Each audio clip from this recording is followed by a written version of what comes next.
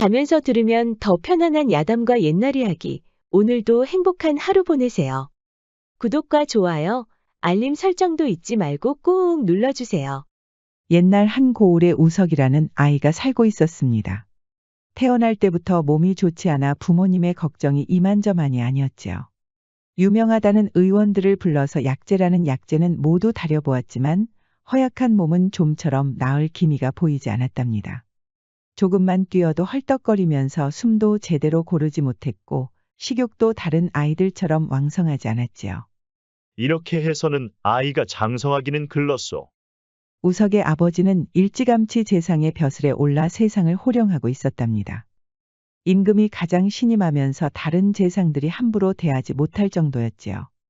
밤새 고민하던 우석의 아버지는 비접을 보내기로 결정했습니다. 약재라는 약재는 모두 다려보았고 유명하다는 의원들도 다 포기하지 않았소. 내가 아는 아주 좋은 곳이 있으니 거기로 갑시다. 우석의 어머니는 비접이 마지막 희망이라는 것이 가슴 아팠답니다. 하지만 우석이는 모처럼 운치가 있는 풍경을 보며 마냥 행복했습니다. 마침 가을바람이 불면서 낙엽이 우수수하고 떨어지는 것이 아니겠어요. 우석이는 신이 나서 수북이 쌓인 낙엽을 발로 차면서 놀았답니다. 지켜보고 있던 어머니는 희망이 그냥 빈말이 아닐 수도 있다고 믿었지요. 그러던 어느 날 우석이가 산책 중에 갑자기 비가 쏟아지는 것이었습니다. 비를 피해서 달리던 우석이는 그만 길을 잃고 말았습니다. 이쪽이었던 것 같은데 내가 지금 어디로 가는 걸까? 어머니를 다시 볼 수 없다는 두려움이 앞서자 갑자기 다리에 힘이 풀리는 것이었습니다. 모처럼 지치지 않고 달렸던 우석이었는데 다시 비실비실한 몸으로 돌아간 것이었지요. 작은 동굴에 들어가면서 비는 피할 수 있었지만 언제 집으로 돌아갈 수 있을지 막막했습니다. 늘 곁에서 걱정해주던 어머니만 생각하면 금방이라도 울음이 터질 것 같았지요. 그런데 그때 뒤에서 기척이 들려오는 것이 아니겠어요. 반사적으로 뒤를 돌아본 우석이는 등골이 오싹했습니다. 짐승이라도 나타나면 어쩌나 하고 뒤로 조금씩 물러서는데 우석 또래의 여자아이가 나타난 것이었습니다. 안녕?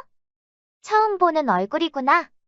우석이는 아직 어린 나이였지만 이렇게 예쁜 여자아이는 처음 보았지요. 말을 제대로 잇지 못하고 있는데 그 여자아이가 주저하지 않고 성큼성큼 걸어오는 것이었습니다. 아이고, 비를 많이 맞았구나. 그럼 빨리 젖은 옷을 벗고 말려야지. 여자아이가 잎나무를 모으더니 검불로 능숙하게 불을 피우는 것이었습니다. 우석이는 신기하게 쳐다보고만 있었습니다. 뭐 하고 있어? 어서 벗어야 돼. 너 그러다 곧불 걸려서 며칠 일어나지도 못해. 우석이는 창피했지요. 지금까지 여자라면 어머니 앞에서만 옷을 벗었으니까요. 너 수줍어 하는구나. 그럼 나 뒤돌아 있을 테니까 어서 벗어. 지금 당장 말리지 않으면 너 진짜 아플 거야. 나 사실 많이 아파. 무슨 말이야? 많이 아프다니. 아파서 여기에 온 거야. 부모님이 돈 많이 들여서 약재라는 약재는 다 다려도 소용이 없었어. 여자아이가 고개를 갸우뚱하며 쳐다보고 있었습니다. 우석이는 괜히 설렜지요. 아무튼 지금은 당장 벗어야 돼. 안 벗으면 내가 벗긴다. 우석이는 얼른 벗으려고 했고 여자아이는 뒤로 돌아섰지요. 내 이름은 연우라고 해. 여기서 멀지 않은 곳에 살아. 나는 우석이라고 해. 한양에서 온 지 얼마 안 됐어. 연우는 정말로 뒤로 돌아서 움직이지도 않았습니다. 거짓말 아니었네. 그럼 내가 너 훔쳐보려고 거짓말이라도 할 줄 알았어? 그런데 너 어디가 아픈 거야? 모르겠어. 태어날 때부터 자주 지치고 먹는 음식들도 다 맛이 없어. 우석이는 옷이 마르자 바로 챙겨 입었답니다. 연우는 그때까지 벽만 보고 있었지요. 그 상황이 재밌었는지 두 아이가 마주보며 한참을 웃었습니다. 그때 우석의 어머니가 부르는 소리가 들렸습니다. 비도 멈추고 있으니까 이제 가도 되겠다. 우석은 어머니가 다가오는 바람에 연우에게 제대로 인사도 못하고 헤어져야 했습니다. 연우의 이야기를 전해 들은 어머니도 감탄하는 것이었지요. 어린아이가 모닥불을 지피다니 참 대견한 아이로구나. 나중에 만나면 꼭 은혜를 갚아야겠다. 우석은 지금까지 어머니 외에 보고 싶은 여자가 없었지만 이제는 연우라는 아이가 생겼습니다. 이후에 비가 계속 내리는 바람에 보름 동안 집에 묶여 있어야 했지요. 비가 멈추자 우석은 바로 그 동굴로 향했습니다. 그리고 주변 개울가에 연우가 있었습니다. 역시 왔구나. 인사도 안 하고 가서 얼마나 서운했는지 몰라. 내가 오길 기다리고 있었니? 그럼 부모님도 말씀하셨지만 사람은 꼭 은혜라는 걸 갚아야 한다고 하셨어. 우석은 평생 없었던 할 일이 생기니 갑자기 기분이 좋아지는 것이었습니다. 처음으로 누군가에게 놀이개와 맛있는 한과를 가져다 준 것이었지요. 연우가 환하게 웃자 이상하게 마음이 평온해지는 것이었습니다. 나중에는 연우와 손을 잡고 들판을 뛰어다녔는데 크게 뛰던 심장도 멀쩡한 것이었지요. 우석은 아픈 줄도 모르고 연우와 놀았고 식욕도 점점 좋아지는 것이었습니다. 너 아프다고 하더니 다 거짓말이었지? 나한테 일부러 불쌍하게 보이려고 한 거 아니야? 우석은 다른 아이들도 그런 것처럼 삐친 얼굴을 했지요. 그동안 몸이 많이 아프다 보니 부모님에게 투정을 부릴 수도 없었답니다. 우석은 그제야 사는 재미가 무엇인지 알 수 있었지요. 그런데 한 달 뒤에 아버지가 왔습니다. 내 말대로 비접을 하니 몸이 한결 나아졌구나. 그것 보시오. 내가 뭐라고 했소. 우석은 이게 다 연우 덕분이라고 말하고 싶었지만 엄한 아버지 앞에서는 한마디도 꺼내지 못했습니다. 이제 몸도 다 나았으니 한양으로 다시 올라가자꾸나. 우석에게는 아픈 말이었습니다. 돌아가면 연우를 언제 볼 수 있을지 알 수 없으니까요. 다음 날 우석이는 연우에게 말하고 약속을 하나 했습니다. 너 나랑 이대로 헤어지고 싶어? 아니, 그럼 나랑 다시 만나고 싶다는 거지? 그래, 너랑 다시 들판에서 뛰어놀고 싶어. 그럼 10년 후에 정확히 여기 동굴로 와. 나도 기다리고 있을 테니까. 그런데 왜 10년이야? 바보야, 너나 나나 아직 어리잖아. 어른이 돼야 부모님 눈치 안 보고 만날 수 있잖아. 그때 나한테 꼭 청혼해야 돼. 우석이는 희하고 웃으며 고개를 세차게 끄덕이는 것이었습니다. 그렇게 두 사람은 헤어졌고 10년이라는 세월이 흘렀습니다. 우석이는 크게 장성하였답니다. 그 비실비실했던 우석이는 온데간데 없고 지금은 무예를 아주 능숙하게 발휘하는 건장한 남자가 되었지요. 우석이는 연우를 만날 날만 기다리고 있었습니다. 부모님은 빨리 혼례를 올리라고 성화를 부렸지만 연우와의 약속을 깰 수가 없는 것이었지요. 그런데 10년 앞으로 딱 한 달이 남았을 때 오랑캐들이 쳐들어온 것이었습니다. 우석이도 다른 남자들처럼 갑옷을 입고 전쟁에 나갔지요. 우석이는 그 뛰어난 무예 덕분에 장군의 자리까지 올랐답니다. 전쟁통에도 우석이는 연우를 만날 날짜만 세고 있었습니다. 연우와 만났던 지역에는 오랑캐들이 도달하지 않았으니 전쟁으로 걱정할 일은 없었지요. 하지만 연우가 정확히 어느 지역에 있는지 알 수가 없으니 늘 불안했습니다. 전쟁은 금방 끝날 줄 알았지만 한 달 가까이 지속됐습니다. 급해진 우석이는 점점 전쟁에 집중할 수 없었지요. 결국 우석이는 갑옷을 입은 채 연우와 약속한 동굴로 향했습니다. 남은 전우들이 승리할 것이라고 자신했지만 미안한 마음은 어쩔 수가 없었지요. 그렇게 동굴에 도착했는데 약속했던 연우는 보이지 않았습니다. 개울가와 들판에도 가보았지만 연우는 없었습니다. 마침 지나가던 노파가 우석이를 유심히 쳐다보는 것이었습니다. 설마 자네 우석이는 아니겠지? 우석이는 깜짝 놀랐지요. 어르신, 제 이름을 어찌 아십니까? 노파는 허허하고 웃더니 무릎을 치는 것이었습니다. 세상에나, 진짜 자네가 올 줄이야. 그때 자네가 만났던 연우는 내 손녀일세. 우석이는 놀라서 바로 절을 올렸습니다. 몰라봬서 송구합니다, 어르신. 연우는 지금 어디 있습니까? 그러자 연우의 할머니가 슬픈 표정을 짓는 것이었습니다. 전쟁이 나면서 뿔뿔이 흩어졌다네. 연우 아버지는 전쟁에 나갔다가 실종이 됐고, 내 여식은 시장에 나갔다가 산적들한테 잡혀갔지 뭔가. 연우는 어머니를 찾겠다고 나갔다가 아직도 돌아오지 않고 있네. 그게 언제입니까, 어르신? 벌써 5일이 지났네. 사실 한 달 전에 이곳으로 모두가 건너왔다네. 연우가 약속을 지켜야 한다고 했는데, 사실 나도 그렇지만 모두가 우석이라는 그 어린아이가 약속을 지키지 않을 것이라고 했지. 그저 연우와 산책이나 하자고 겸사겸사 온 건데, 진짜로 이렇게 오다니 그때는 정말 연약한 아이였는데 이렇게 장성했구먼. 송구합니다, 어르신. 지체할 시간이 없으니 연우가 어디로 갔는지 빨리 알려주십시오. 우석은 곧장 연우가 갔다는 그 시장으로 향했습니다. 시장은 산적들 때문에 모두 엉망이 되었지요. 마침 자리를 지키던 상인에게서 산적들의 위치를 알 수 있었습니다. 산적들은 전쟁이 난 틈을 타서 시장 상인들의 물건을 갈취하고 있었습니다. 전쟁 중에 도와주지는 못할 망정. 이 몹쓸 놈들 같으니. 우석은 한탕 버리고 즐거워할 산적들을 생각하니 분해서 참을 수가 없었습니다. 물건을 갈취하는 중에 외모가 반반한 부녀자들까지 납치했다고 하니 하늘이 노할 일이었지요. 결국 우석은 다음 시장에서 산적들을 목격했고 한바탕 싸움이 일어났습니다. 무예가 뛰어난 우석은 산적들을 손쉽게 무너뜨렸지요. 잡혀온 부녀자들은 서로 얼싸안으며 눈물을 흘리는 것이었습니다. 그리고 거기에서 초췌한 연우를 만날 수 있었답니다. 우석은 연우를 단번에 알아봤지만 연우는 우석을 알아보지 못하고 그대로 쓰러지고 만 것이었지요. 연우야, 어쩌다 이렇게 된 것이냐? 우석은 눈물을 흘리며 의원이 있는 곳으로 데려갔습니다. 몹쓸 산적놈들 같으니 아마도 겁탈을 당하는 와중에 저항을 한 것 같네. 몸 여기저기에 성한 곳이 없구먼. 우석은 화가 나서 주먹을 불끈 쥐었지요. 그놈들 목숨까지 모두 앗아갔어야 했는데. 그렇게 일주일이 지나자 드디어 연우가 깨어났습니다.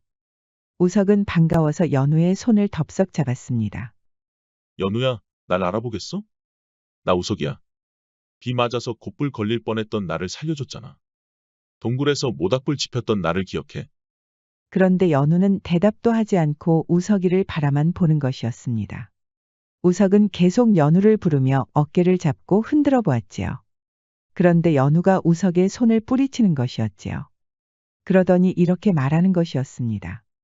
너는 누구길래 나를 이렇게 못살게 구는 거야? 우석은 쇠망치에라도 맞은 것처럼 멍했지요. 그러자 의원이 뒤로 조심히 다가가더니 손가락을 튕겼습니다. 연우는 튕기는 손가락에 반응하지 않는 것이었지요. 이런, 정말 안 됐구먼. 산적들에게 당한 충격 때문이었는지 귀가 들리지 않는 것 같네. 우석은 충격을 받고 그대로 주저앉아 버렸습니다. 연우도 그제야 안 들린다는 것을 알았는지 고개를 흔들며 괴로워하는 것이었습니다. 이후 의원이 진단한 결과 외상은 없었습니다. 의원이 말한 대로 산적에게 당한 충격으로 귀가 안 들리게 된 것일까요? 연우를 할머니에게 데려가자 그 이유를 알 수 있었습니다. 자네가 떠난 이후로 들었네. 우리 연우가 내 여식의 죽음을 눈앞에서 보고 말았다네. 어머니의 죽음을 눈앞에서 봤으니 그 충격이 얼마나 컸겠는가. 그러니 귀가 들리지 않는 것일세. 우석은 주저앉아 슬피 울었고 할머니 역시 펑펑 울고 있었지요. 그런데 연우가 우석 옆으로 조심히 다가오는 것이 아니겠어요. 모래를 바닥에 뿌리더니 나뭇가지를 건네는 것이었습니다. 우석에게 글자를 쓰라는 것이었지요. 우석은 얼른 눈물을 닦더니 10년 전에 만났던 그 우석이라고 적었지요. 우석은 곱불과 모닥불을 쓰면서 다시 눈물이 앞을 가리는 것이었습니다. 그러자 연우는 우석의 눈물을 닦아주며 미소를 짓는 것이었지요. 역시 약속대로 와줬구나. 다들 안 믿었지만 난 꼭 내가 올 거라 믿었어. 우석은 연우를 와라 끌어안았답니다. 두 사람은 할머니를 모시고 오랑캐와 산적들로부터 안전한 곳으로 떠나기로 했지요. 떠나는 와중에도 연우는 미소를 잃지 않았습니다. 안 들리는 것은 슬픈 일이지만 우석이 약속을 지킨 것만으로도 행복했던 것이었습니다. 그렇게 한참을 가던 일행은 주막에 들러 목을 축이고 있었지요. 묵을 곳을 찾으려면 다시 떠나야 하니 바로 채비를 해야겠습니다. 우석이는 먹을 거리를 사기 위해 시장으로 갔습니다. 다행히 이곳까지는 오랑캐들이 도달하지 않았지만 한시도 긴장을 풀면 안 되는 것이었지요. 그런데 돌아와 보니 평온했던 주막이 모두 엉망이 되어 있었습니다. 산적들이 편안히 식사하는 노인들까지 내쫓고 있었지요. 이게 무슨 짓이냐 이놈들. 이것 봐라. 내 놈이 우리 수아들을 해쳤던 바로 그 놈이구나. 우석이가 연우를 구했을 때 있었던 바로 그 산적들이었습니다. 이번에는 산적 두목이 덩치 큰 녀석들을 데리고 온 것이었지요. 오냐 이놈들. 이제 보니 복수하겠다고 여기까지 쫓아왔구나. 그래 잘됐다. 안 그래도 내 놈들 낯짝을 다시 한번 보려고 했는데 수고를 덜어주는구나. 우석은 허리에 찬 칼을 꺼내더니 단숨에 산적들을 쓰러뜨렸습니다. 덩치가 큰 산적들은 몸이 둔해서 생각보다 쉽게 우석 앞에 무릎을 꿇는 것이었지요. 우석은 쓰러져 있는 연우의 할머니에게 뛰어갔습니다. 연우야, 우리 연우를 데려갔네. 난 신경 쓰지 말고 어서 쫓아가게. 우석은 산적들이 타고 온 말로 얼른 쫓아갔습니다. 산적들은 우석에게 복수하려고 몰래 미행하고 있었습니다. 우석이 자리를 비운 틈을 노리고 연우를 납치한 것이었지요. 한참을 말을 타고 달리는데 큰 객주가 하나 보였습니다. 이 동네에서 가장 큰 객주이다 보니 골목길마다 사람들이 붐비고 있었지요. 우석은 객주 안을 헤매다가 뭔가 이상하다는 것을 깨달았습니다. 산적들이라면 눈에 띌 것이 뻔한데 너무 조용했던 것이었지요. 그래서 상인들에게 수상한 거동을 하는 자들이 없는지 물어보았답니다. 그때 눈이 보이지 않는 늙은 상인이 우석을 부르는 것이 아니겠어요. 우석은 당황했지만 노인의 손을 부드럽게 잡아주었습니다. 일각이 지나기 전에 평소와 다른 냄새를 맡았소이다. 겉으로는 상인처럼 입었겠지만 이 코는 속일 수가 없지. 어르신, 산적들이 상인으로 변장했다는 뜻입니까? 그것을 어찌 아십니까? 피비린내가 물씬 났다오. 내가 비록 앞은 보이지 않지만 평생 이곳에서 장사를 했지. 내 코가 정확하다면 바로 이쪽으로 갔을게요. 우석은 늙은 상인이 가리키는 곳으로 걸음을 서둘렀습니다. 사람들은 점점 붐비기 시작했고 상인들의 목소리는 점점 더 높아져서 산만해졌지요. 그런데 그때 우석의 눈에 띄는 자들이 있었습니다. 상인들 사이로 급하게 걸어가는 건장한 사내들이 있었지요. 우석은 시장을 막 빠져나가는 산적들을 겨우 따라잡았습니다. 이놈들. 연우는 어디에 있느냐? 아, 그 안 들리는 계집 말이냐? 얼굴은 반반하길래 여기 객주 주인한테 팔아버렸다. 몸은 아주 멀쩡하던데 내가 보살펴준 것이냐? 돈 벌게 해줘서 아주 고맙다. 목숨을 재촉하는구나. 우석은 상인들로 변장한 산적들을 단숨에 해치우고 객주 주인을 찾았습니다. 상인들에게 위치를 알아내고 어렵지 않게 주인을 찾을 수 있었지요. 주인은 이 근방에서도 유명한 대보였습니다. 그래, 나를 찾았다고 하던데 무슨 돈이 되는 물건이라도 가지고 왔는가? 좀 전에 산적 녀석들이 귀가 안 들리는 여인을 팔았을 것이오. 당장 내놓으시오. 내 놈은 누구인데 내 물건을 내놓으라 함부로 명하는 것이냐? 산적 녀석들이 멋대로 납치해서 팔아버린 것이오. 그러니 내놓으시오. 보아하니 전쟁 중에 들어온 병사인 것 같은데 돈이 없으면 썩 꺼지거라. 안 그래도 전쟁통에 장사도 안 돼서 죽겠구먼. 별의별 것들이 다 난리구나. 그대 장사의 한치의 방해도 없을 터이니 어서 그 여인을 내놓으시오. 그러자 객주 주인이 손을 번쩍 들어 올렸고 호위군처럼 보이는 사내들이 몰려오는 것이었습니다. 피를 보고 싶지 않소. 이러면 열이면 열 도망치거나 무릎을 꿇고 싹싹 빌던데 내 놈에게 그 여인은 아주 소중한가 보구나. 그럼 내 부탁을 들어주는 대가로 여인을 내어주면 어떤가? 무슨 부탁을 말하는 것인가? 열흘 뒤에 여인들을 사겠다고 몇 명이 찾아올 것이야. 아마 그 여인들은 여종이 되거나 기생이 되겠지. 그런데 여인을 사겠다는 자들이 워낙 소문이 흉흉해서 제대로 돈을 받을지 걱정이란 말이야. 그래서 내가 직접 여인들을 데려가서 돈을 제대로 받아오라 이 말인가? 말이 아주 잘 통하는군. 연우는 어디 있는가? 그래, 알았네. 귀가 안 들리는 계집은 저기 저 방에 무사히 있으니 걱정하지 말고 열흘 뒤에 다시 오게. 그러자 우석이 허리에 찬 칼을 뽑아드는 것이었습니다. 눈은 분노로 이글이글 타오르고 있었지요. 아니, 이보게 부탁만 들어주면 저 계집을 내준다고 하지 않았나? 저 계집은 귀도 들리지 않아서 여종도 기생도 할 수가 없어. 죽은 목숨이나 마찬가지란 말이야. 우석은 객주 주인의 말이 끝나기도 전에 칼을 휘둘렀습니다. 호위군으로 보이는 사내들도 단숨에 무너지고 말았지요. 객주 주인은 뒤늦게 후회하는 것이었습니다. 계집이 있는 곳을 괜히 말했구먼. 객주 주인은 그렇게 숨을 거뒀고 우석은 기절한 연우를 업어서 객주를 나왔습니다. 할머니는 주모가 직접 챙겨준 덕분에 무사했답니다. 그렇게 세 사람은 다시 길을 떠났고 한 촌마을에 겨우 정착할 수 있었지요. 연우는 여전히 들리지 않았지만 배를 짜면서 생계를 이어가고 있었습니다. 그렇게 평화로운 날이 계속될 줄 알았는데 갑자기 포졸들이 들이닥친 것이었습니다. 객주 주인과 호위군을 살해한 죄로 우석을 포박하려는 것이었지요. 연우까지 나서서 객주 주인의 만행을 설명했지만 소용이 없었습니다. 알고 보니 객주 주인의 부인이 그 지역 사또를 매수한 것이었습니다. 우석은 연우를 구하느라 몸이 성한 곳이 없었답니다. 저항 한번 못해보고 포졸들에게 붙잡혀간 것이었지요. 연우야, 너무 걱정하지 마. 내가 곧 돌아올 테니 할머니 잘 모시고 있어.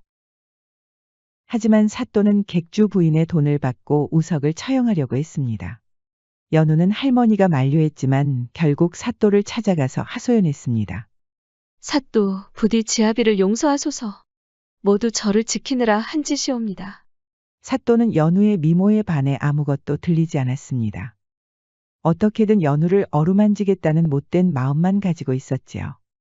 연우가 들리지 않는다는 점을 악용해서 못된 말도 서슴지 않았습니다. 연우는 사또가 마음을 바꿀 때까지 찾아가서 빌었답니다. 술을 따르라면 따르고 입안에 음식을 넣으라고 해도 하였으니 뭐든지 시키는 대로 한 것이었지요. 그러던 어느 날 사또가 연우의 무릎 위에 손을 올렸습니다. 연우야, 그 우석이라는 녀석은 포기하고 내 품에 안기렴. 내가 아무리 이렇게 해도 우석은 살아남을 수가 없단다. 그런데 연우가 따르던 술을 엎어버리는 것이 아니겠어요. 이게 무슨 짓이냐?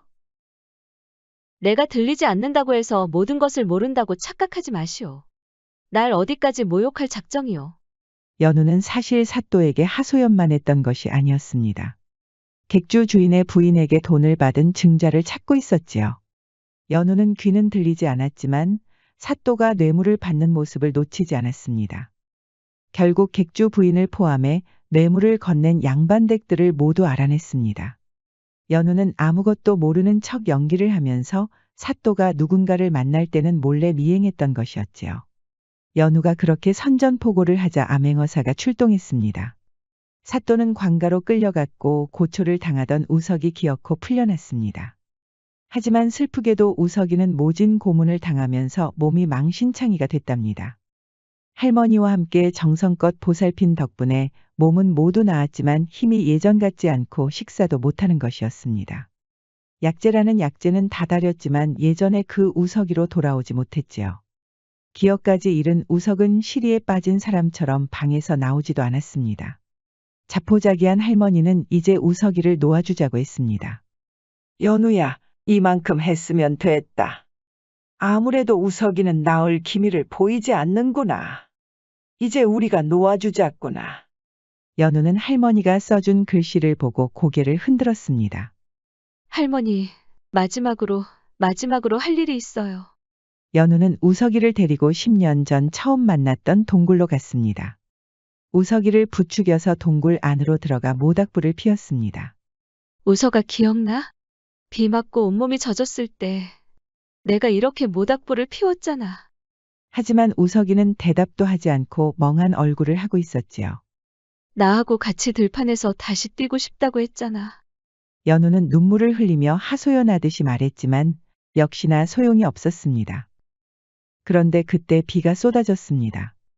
연우는 빗물을 피하려고 몸을 돌렸는데 우석이 크게 동요하는 것이었습니다. 10년 전 곶불 때문에 옷을 벗었던 일이 떠오른 것이었지요. 우석이 연우의 뒤로 힘겹게 다가가더니 끌어안는 것이었습니다.